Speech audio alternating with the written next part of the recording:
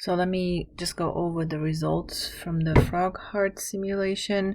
Hopefully you got a chance to either do it yourself or look at the videos that I posted on the effect of temperature on the frog heart and the effect of different drugs on the frog heart.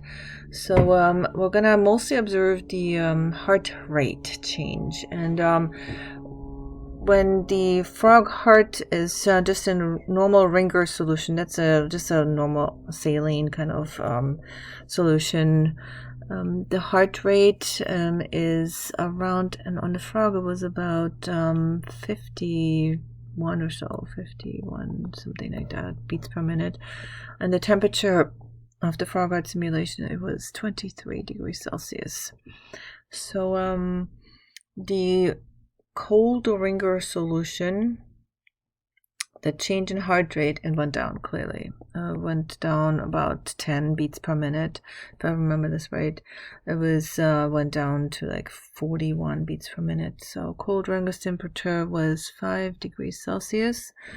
And then warm Ringer solution was 32 degrees Celsius, and the heart rate went up by about 10 beats per minute. So this was roughly I want to say it was 41 or so, and then the with the warm Ringer solution went up to like 61, about 61 beats per minute.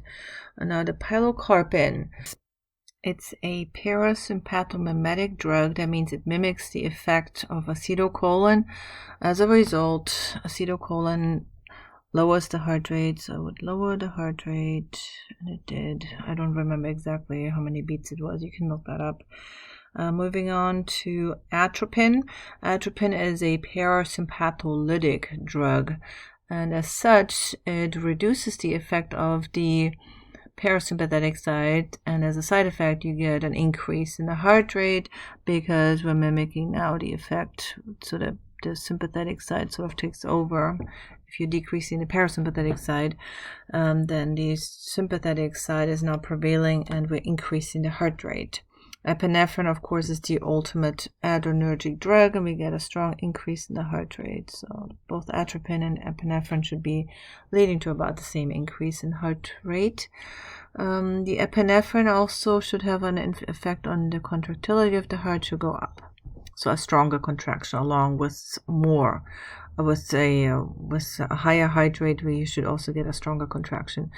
Digitalis will actually reduce the heart rate to give your heart a little bit more time to fill the ventricles, and then it will increase the contractility. So the effect of digitalis, that's from the foxglove plant.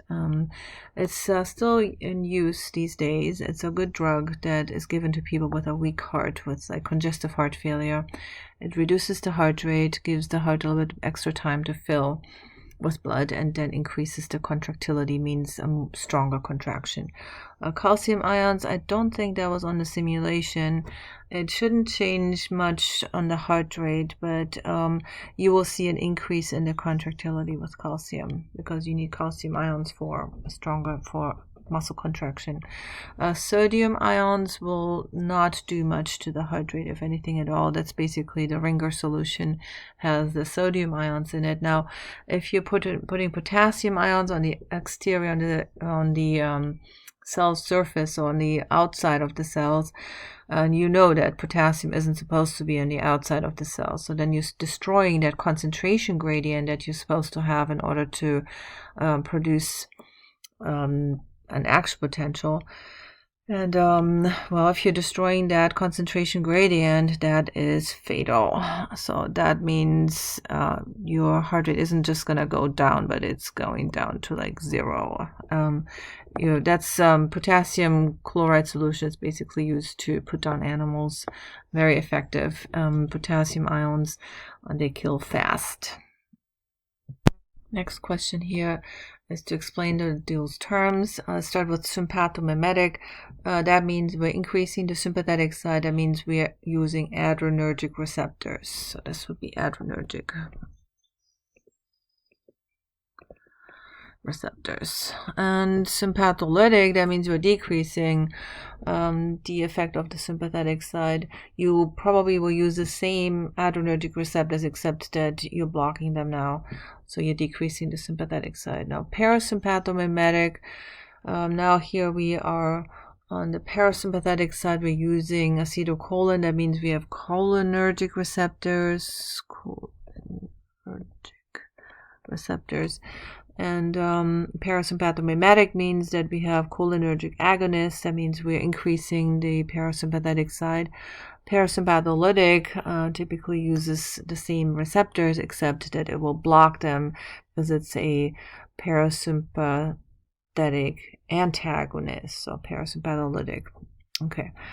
Using the terms in the previous question, explain how application of acetylcholine followed by atropine would change the heart rate. Okay, so if we drop acetylcholine is right here, cholinergic, a parasympathomimetic drug, the parasympathomimetic drug. So acetylcholine on the heart will decrease the heart rate strongly. So that's what be a parasympathetic side would do that. Now, atropine is a parasympatholytic drug. So that means now we are blocking the parasympathetic side. So this here, parasympatholytic.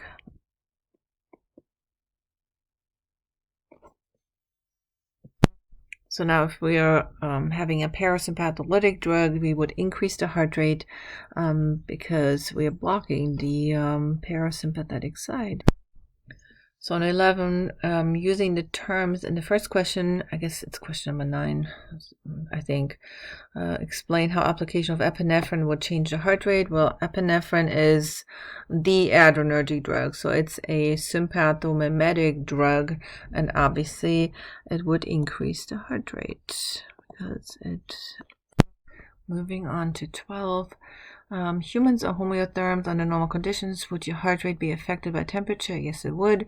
If you did the simulation, they even asked a question about that. If you run a fever, then your heart rate will go up. So increase temperature will lead to increase in the heart rate, and the opposite is true for decreased temperature will decrease the heart rate. And yes, we are homeotherms, but still the temperature does affect our heart rate. Sometimes heart surgeons actually use it for their advantage. They cool down the patient's core body temperature to have more time for the surgery. And number 13, could you exercise if all nerves innervating your heart were severed? In exercise, you're supposed to have sympathetic input, and you're supposed to increase the heart rate. So the SA node sets your resting heart rate at about 70 beats per minute. Now, if you don't receive any more sympathetic input because you're cutting, severing means to cut, you're severing all these nerves innervating the heart, then the sympathetic stimulation would not reach the SA node, therefore the heart rate will not increase, and it will be very difficult to exercise because you need a higher heart rate to meet the higher demand. And last question, how does an artificial pacemaker work? Well, basically it takes on the role of the SA node, and it's an implant that will send an electropulse to initiate the next heartbeat. So from the box there, from this artificial pacemaker, it really is supposed to replace a dysfunctional SA node that normally would initiate the next heartbeat, but the artificial pacemaker sends an electrical pulse at a certain rate to initiate the next heartbeat. Now, as always, please study the terms on the front. Make sure that you understand the experiments and what went on. Try your best to see if you can do the simulations to work for you. The PhysioX I'm talking about. And you will have a quiz next Tuesday that will cover the endocrine lab and the frog heart simulation there.